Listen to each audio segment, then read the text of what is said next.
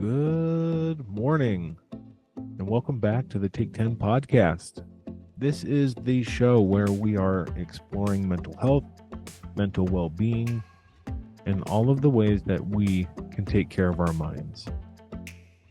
I hope you're having a good day and that you are enjoying whatever you may be up to as you listen to this. We dove into the topic last week of mental health, how physical health plays an impact in our mental health. And I hope that whatever you decided to implement as a result of that episode is going well for you. I'll share a little bit of a recap with you about how my week went.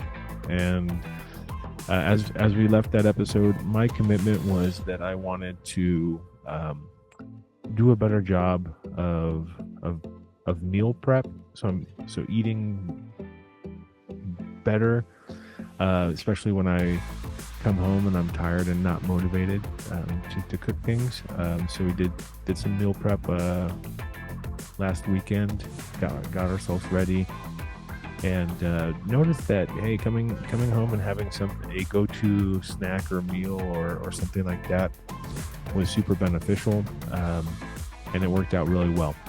I also wanted to increase some of my physical activity, so was able to get out and have a few days of really good exercise. Participating in some basketball practice, and doing some running there, the weekly pickleball, and then incorporated a few more opportunities to get out and do some quick walks. Was really beneficial, and obviously after doing that, I felt much better. And then the last one that I wanted to implement in the week was just getting a little bit better sleep, more of a dedicated bedtime, if you will, and due to a few circumstances, namely some basketball games of watching. I think 4 this week. I just my sleep wasn't as good as it could have been.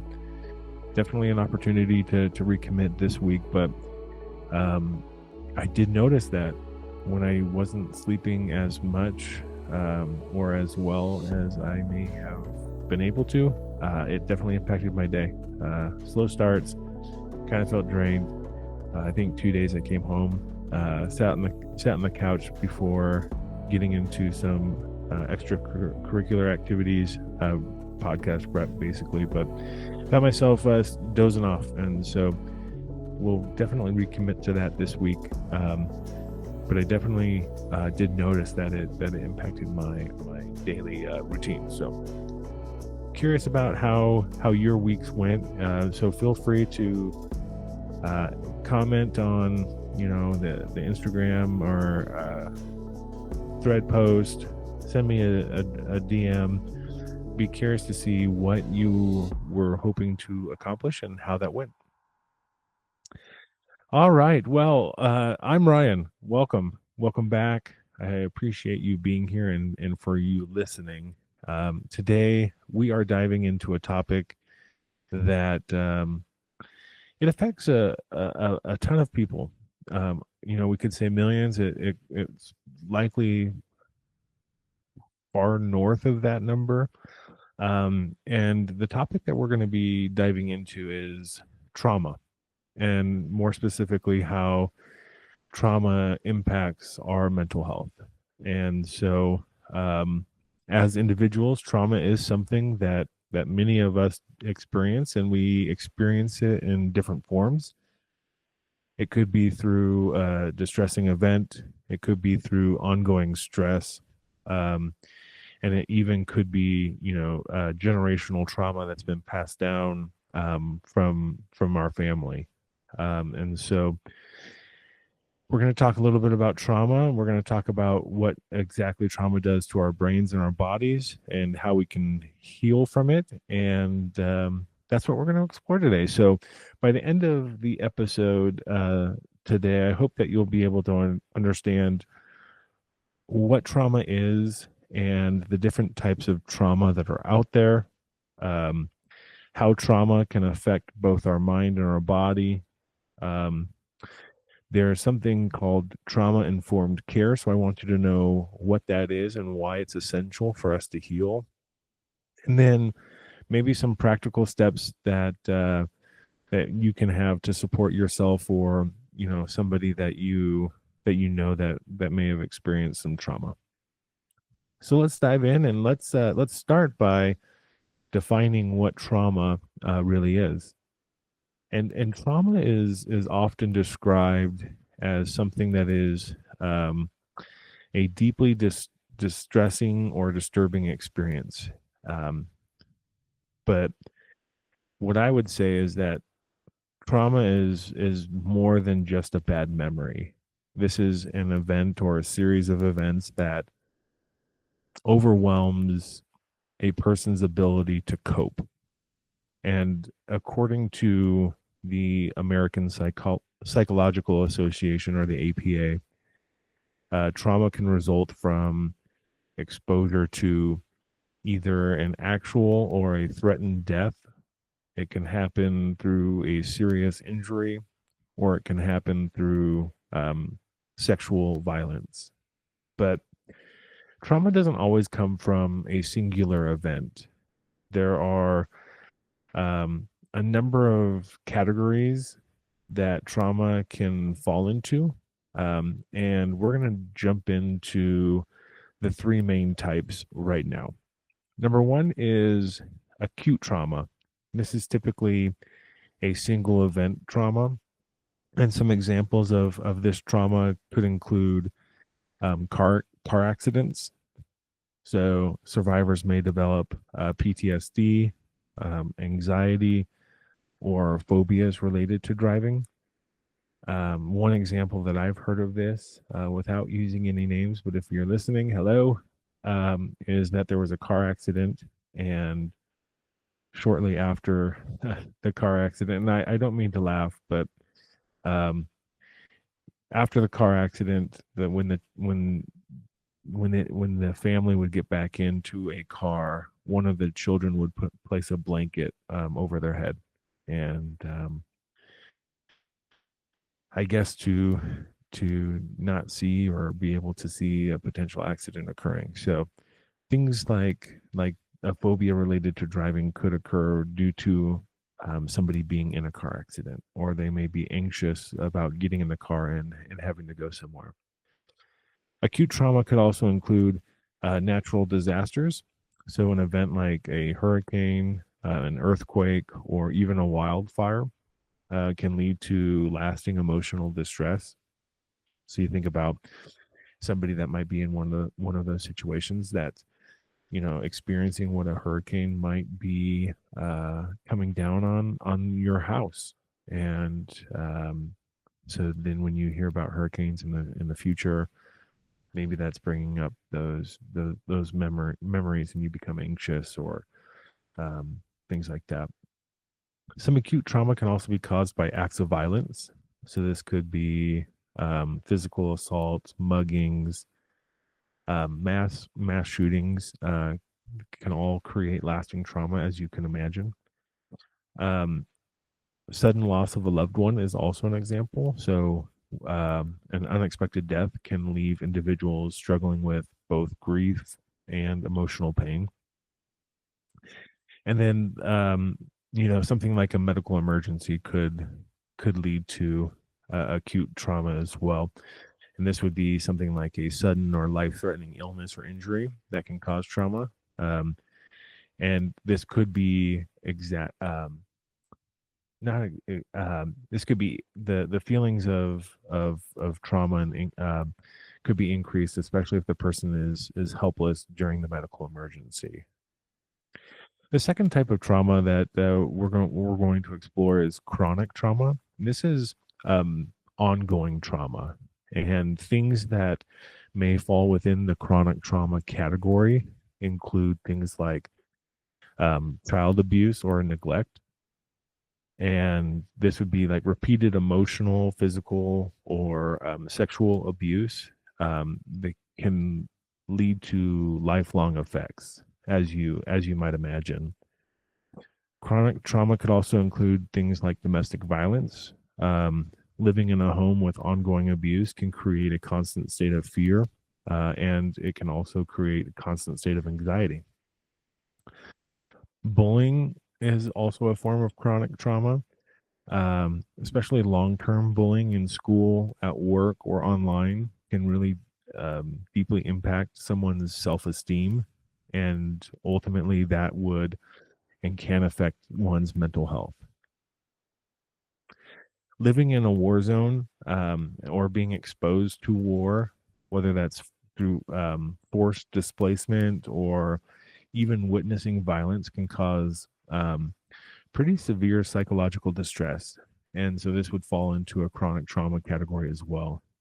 Um, and then the last example of chronic trauma that we'll briefly cover is just just being in a high stressed or oppressive environment. So they think of long term potential racism or discrimination, or if you're being harassed in a workplace, all can lead to extended trauma over time.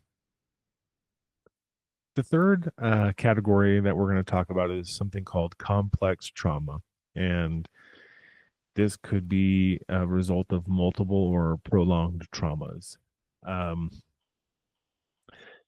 it could be examples of complex trauma could be something like human trafficking or exploitation.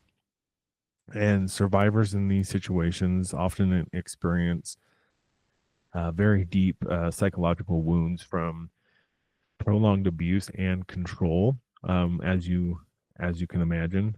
Um, it, an example of complex trauma could also be prolonged childhood neglect. When you think about a lack of emotional or a physical care during a childhood, it can really shape a person's entire sense of self. Um, Repeated medical trauma, things like chronic illnesses or having invasive medical procedures, especially in childhood, can be deeply distressing and cause some complex trauma. And then the last example of complex trauma that we'll cover is generational or historical trauma. And this would be trauma that is passed down through families or even through communities. Um, an example of this might be survivors of genocide or systemic oppression. Um, and actually, we'll go into one more. I think it's important. Is that there is something called indirect trauma. And this is could be something like first responders or healthcare workers that are getting constant exposure to people other than themselves that are suffering. So as you think about EMTs or therapists or nurses or doctors or police officers and all of that they may be exposed to on a daily basis and are watching other people continually struggle and suffer, it can lead to something that's called secondary trauma. And then obviously trauma can be caused by witnessing a traumatic event as well. An individual seeing violence, witnessing an accident, or a distressing event, even if that is online, can impact one's mental health. So I think it's important that we recognize that as well. And I also think that it's important that we recognize that trauma isn't just about what happens to a person. Um, it's really about how a person processes trauma, because because two people can experience the same event, right? But of those two people that witness that same event, one may develop PTSD and the other doesn't. I have to ask myself why. And based on what I've found is that trauma affects the brain and the body in ways that can make healing difficult without the right support. And so of those two people that witness event, maybe one person's brain and body is able to cope with that a little bit better, and they get these support and help that they might need, and so um, their exposure to or likelihood of getting PTSD may be less than somebody that's unable to cope with what they witnessed, and they're unable to get the support that they need. So let's talk a little bit about how trauma can affect both the mind and the body. Um, and I want to talk a little bit about the science behind trauma. Um, because when we experience a traumatic event, our brain activates the fight, flight, or freeze response. I think we've all heard of that, right? Fight, especially fight or flight. But this is a survival mechanism that is designed to keep us safe. And the fight, flight, or freeze response is a good thing for us to experience because it's our way of our body trying to help us determine what we need to do to survive. But when trauma is severe or repeated, this fight, flight, or freeze response uh, can become overactive. And when this happens, it could lead to long-term changes in our brain. And there's been some research done using MRI scans, and it's shown that trauma actually physically alters the brain structure, and it affects three main areas. First, it affects the amygdala, which is the brain's alarm system. And after trauma, it can become hyperactive, which makes a person more sensitive to threats to the body. And this is why people with PTSD often feel on edge or they can become easily startled. Um, the brain structure can also be altered in the hippocampus, which is responsible for memory. And so trauma actually can shrink the hippocampus, making it harder to differentiate between past and present danger, which contributes to flashbacks. And then lastly, it affects the prefrontal cortex. And in the prefrontal cortex, this is our brain being able to this it makes the rational decision making part, it's the rational decision making part of the brain. And when this gets altered, trauma can weaken its function, making emotional regulation more difficult. Um, but trauma also impacts more than just our brain. It it impacts our body as well. And there was a study done by the Adverse Childhood Experiences, or ACE, and this was conducted by the CDC, and it found that people with a high ACE score, meaning they experienced multiple childhood traumas, were more likely to develop chronic illnesses like heart disease, diabetes, and autoimmune disorders. And why is that? And it could be potentially because trauma keeps the nervous system in a prolonged state of stress. It results in something called high cortisol levels, which are released in response to stress and can lead to inflammation. It can weaken the immune system, and it can increase the risk of long-term physical and mental health issues. Not a perfect example of this, but I think sometimes of a phone being out in the heat for extended periods of time. You've been out in the summer, you're at the pool or something like that, and it's pretty hot outside. At some point, when you go to look at your phone, it may say, it may not turn on, or it may give you an error message that it's overheating. Um, but ultimately, the phone is being exposed to these things, mainly the heat, where it will turn off and or shut down to try and protect itself. And so when we're exposed to trauma for extended periods of time, or um, our body is our body's nervous system is going to release these cortisol levels, and try and keep us safe, which ultimately um, ends up hurting us in the long run. And so um, we want to make sure that we're working to resolve some of the trauma that we've been exposed to, so that the um, the nervous system in our body is not working so overextended that it's going to cause long-term negative effects. And so understanding trauma is one thing, and healing from it is another. And so I wanted to talk a little bit about something called trauma informed care. They call it TIC. And this is an approach that recognizes the widespread impact of trauma, and it ensures that people receive care that is safe and supported and empowered in the care. Um, and the Substance Abuse and Mental Health Services Administration, SAMHSA, has identified 6 principles of trauma informed care that we're going to dive into real quick. Number one is safety.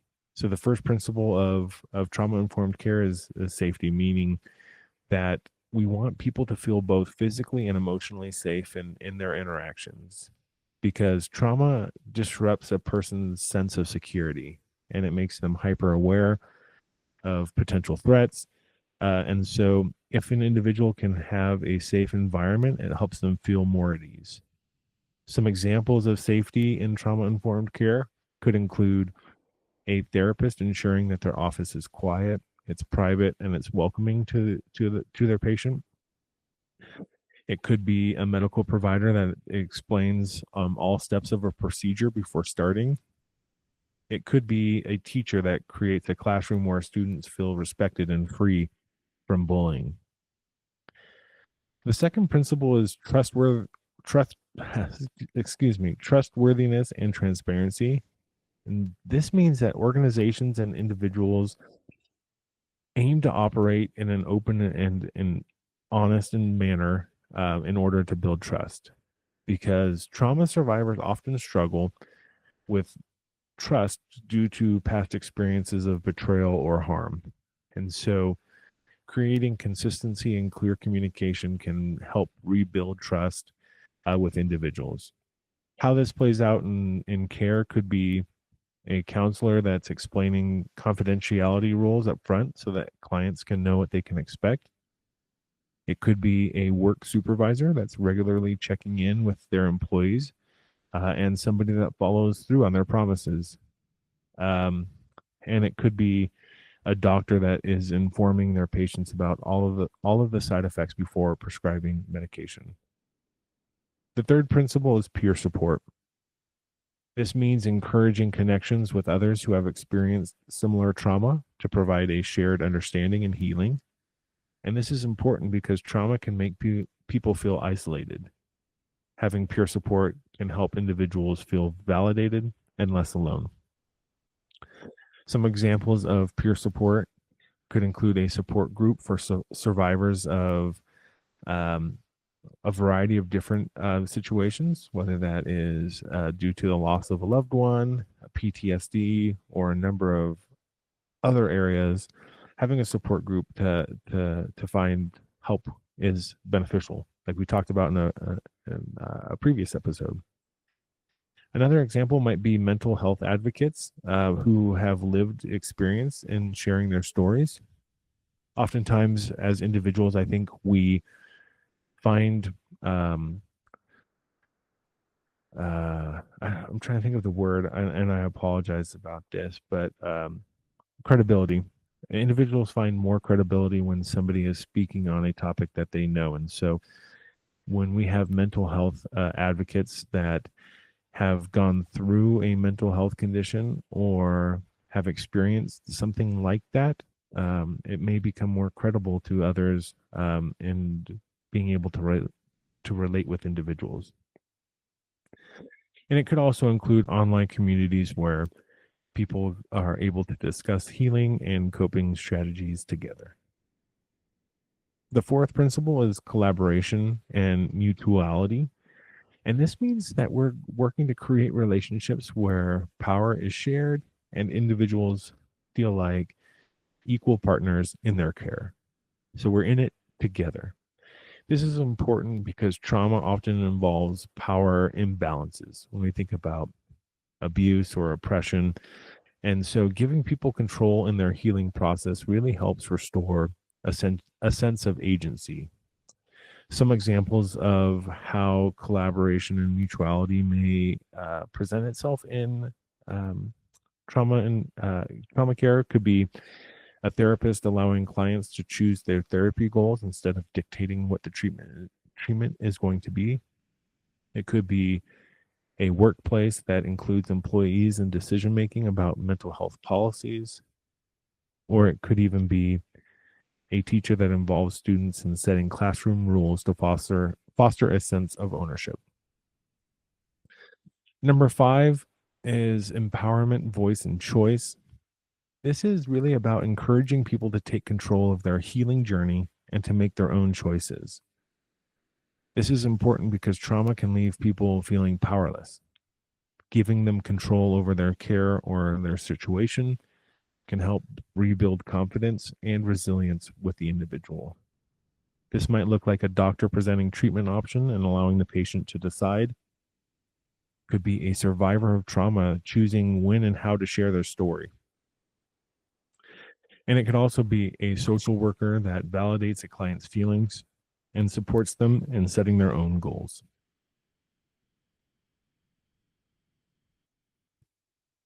The sixth principle that we're going to quickly talk about is cultural or historical and gender awareness.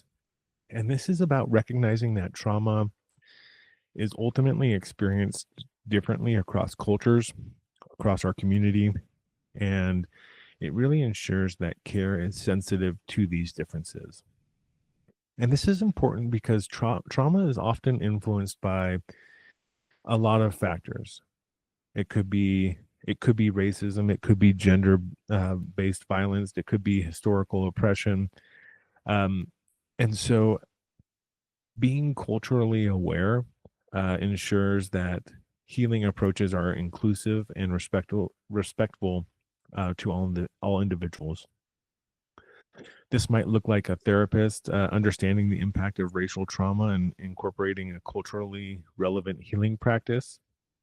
It could be a healthcare provider respecting religious or cultural beliefs when discussing treatment options. Or it could be a school that recognizes the impact of historical trauma, like on indigenous students, and adapting support systems accordingly. These six principles really can create a trauma sensitive environment where healing can really occur. And whether it's in healthcare or education, the workplace, or even in our personal relationships, adopting trauma informed care ensures that people feel safe, heard, and empowered in their journey toward recovery. This approach isn't just used in therapy, it's like we talked about, crucial for schools and workplaces and um, everywhere that we interact uh, to help people. And so, um, again, when we apply these six principles, we can create spaces where ultimate healing can happen.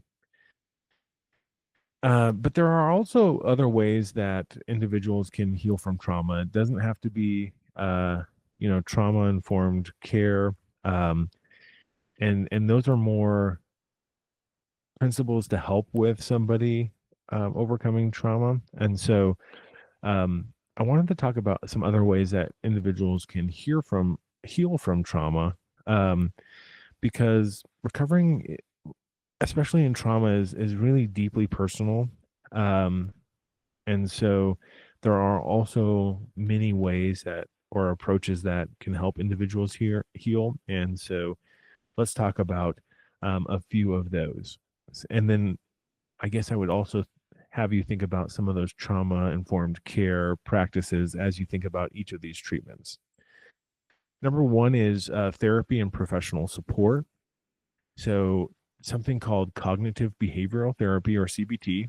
This is something that we're going to dive into in subsequent quarters this year, of how CBT can really help with mental health disorders. But it's a therapy that helps individuals identify and change negative thought patterns related to trauma. There may also be something used called eye movement desensitization and reprocessing. You may have heard of this as EMDR, but this uses guided eye movements to help process and reframe traumatic memories. They also may use somatic therapy, which focuses on how trauma is stored in the body, and then it uses movement, breathing, and or touch to release some of that tension. And then there is a therapy called trauma informed therapy, which helps ensure that therapist uses or uses yeah excuse me, ensures that therapists use approaches that are sensitive to trauma's impact. The second way somebody may heal from trauma are through a grounding technique. There's a method called the 5-4-3-2-1 method. This works to identify 5 things that you see, 4 things you touch, 3 that you hear, 2 that you smell, and 1 that you taste. There are deep breathing exercises used. I apologize. Where you're using slow, controlled breathing, which helps activate the parasympathetic nervous system, and this reduces stress. There's also something used in the grounding techniques called progressive muscle relaxation. This is about tensing and releasing muscle groups, and it can really help the body feel more relaxed and present. Third is mindfulness and meditation. There's something called mindfulness-based stress reduction, MBSR, and it really encourages present moment awareness to help individuals manage trauma and the related stress. There's also something called loving kindness meditation. And in this, it focuses on self-compassion and reducing self-criticism related to any trauma that you may have experienced. Fourth, there's physical movement and body-based healing. This would be things like yoga and Tai Chi. They help regulate the nervous system and can really help release any stored trauma that you may have encountered. There are also dance or expressive movement activities that you can engage in, which help you as an individual process emotions through these movements. We've talked about exercise, but regular movement like walking or weightlifting can help manage trauma-related stress and anxiety as well. And then the fifth one is creative expression. So we've talked briefly about journaling. Writing about the experiences that you've dealt with can help process emotions and create a sense of control. I'm excited that hopefully in the near future we have a guest that will be able to walk us through journaling and its impact on mental health and well-being, and they're going to share some really practical steps and things that you can do to help as you journal. So I'm excited about that. There's also art therapy, which is about painting and drawing or even sculpting, can help express the feelings that are difficult to put into words for individuals that have experienced trauma. And then music therapy, listening to or creating music can really help with emotional regulation and relaxation. I think we've probably all experienced the moment where you find your jam, you put it on the radio and you just turn it up and crank it, and you feel better after a little while, right? And so music therapy is big. Number 6 is about building a support system, which we've talked about in prior episodes, but this could be therapy or peer support groups. Being able to connect with others who have experienced trauma can reduce feelings of isolation. It could be building a group of trusted friends and family that help you feel safe and supportive. This can really help foster healing. There's even something called pet therapy. Spending time with animals can really provide comfort and a sense of safety as well. And then the last one that we'll talk about today is self-compassion and patience. And this is really about reframing self-blame, or some part of self-compassion and patience includes reframing self-blame, because trauma survivors often blame themselves. And so by being able to challenge this belief, it becomes key to healing. Within self-compassion and patience, we also work to set boundaries. Learning to say no and to protect emotional energy is important for our recovery. And then I think it's also important that as we practice self-compassion and patience, that we recognize progress. Healing isn't something that is linear, and it's not something that's going to look the same for each individual, but it's important for us to recognize even small steps that we've made forward, and ensuring that we know that these small steps forward still count.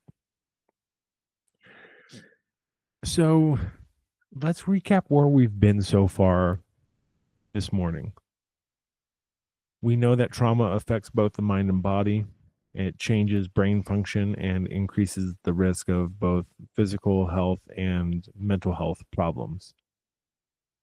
Trauma-informed care helps create safe and supportive environments that allow for trauma healing.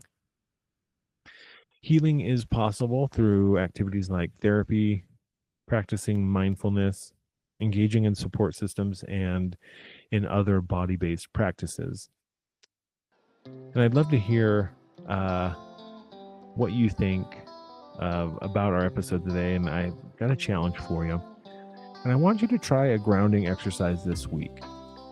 It could be a breathing technique, one like box breathing, where it's 4 seconds, counting for 4 seconds as you breathe in, holding for 4 seconds, breathing out for 4 seconds, and then holding the exhaled breath for 4 seconds, and then repeating for at least 4 times.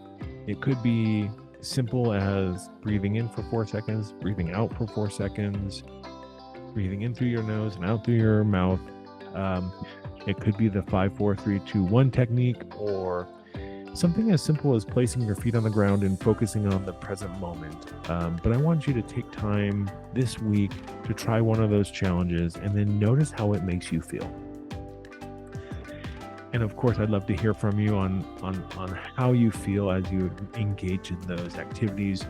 You can share your thoughts in the comments below or on social media. But I want to know what works best for you. And it's going to be interesting because I think each of these techniques are going to be very beneficial, in that it's going to be different for everybody, which is awesome because it proves our point that our ability to heal is going to look different for each individual. All right. Well, thank you so much for being here today. Thank you for diving into trauma with me. I know some of these subjects are, not the most intriguing and fascinating, but as we learn more about each of these topics, I think we are building a good foundation into how a lot of what we do impacts our overall mental well-being. And when we start to realize what impacts it and how we can potentially overcome it, we're going to get to a better spot. I would encourage you to continue to practice how you're going to ground yourself this week. Keep building on how your physical activity will impact your mental well-being. Find those support groups, and building on these foundations that we've talked about over the last almost 2 months. And I hope that as we do this, we start to feel that we're starting to get into a better mental health and mental well-being state. Appreciate you taking this journey, whether it's for yourself or for that of a loved one. What you are doing matters, and by you being here, you're demonstrating that you want to either improve your world or the world of somebody else. And as we do that, larger change can definitely take place. And before we know it, a ripple effect begins to take effect. And we start to see changes, whether it be in our own self or in the lives of those that we love, or in the communities that we work and live in. And ultimately, large change will begin to take form. It's pretty simple. All we've got to do is to be and to inspire good in all that we do. And that is my challenge for you today and every day. Thank you again for being here. Remember, you're not alone on this journey, and we'll see you next time. Thank you so much.